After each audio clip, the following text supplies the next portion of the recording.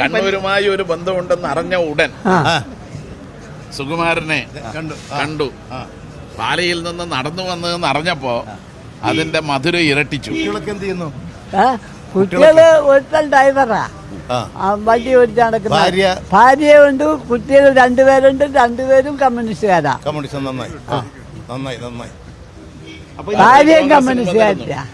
Party കോൺഗ്രസിന് കണ്ണൂർ വന്നതാ. 57 EMS കാണാൻ പാലായിൽ നിന്ന് ഹരിപ്പാടേക്ക് നടന്നു വന്നു. അന്ന് മുടിഞ്ഞ കോൺഗ്രസ്സുകാരനായ അച്ഛൻ തെങ്ങിൽ കെട്ടിയിട്ട് തല്ലിയ കഥയൊക്കെ ഞങ്ങളോട് പറയായിരുന്നു.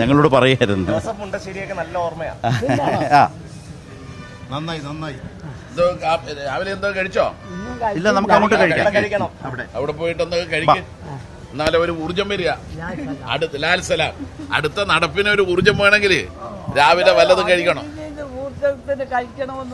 നമ്മൾ ഇന്നലെ പറഞ്ഞത് എന്തായാലും 100 കടക്കുമെന്നാണ്. 100 കടന്നാൽ ഇനി 3 പാർട്ടി കോൺഗ്രസ് നടക്കാനുണ്ട്. ജനേട്ട 100 കടക്കെന്ന് പറഞ്ഞത് LDF സീറ്റാ അല്ല അദ്ദേഹം പറഞ്ഞത്. MLA മാരുടെ എണ്ണവും 100 കടക്കും, ഇദ്ദേഹത്തിന്റെ വയസ്സും 100 കടക്കും. അതാണ് പോയിന്റ്.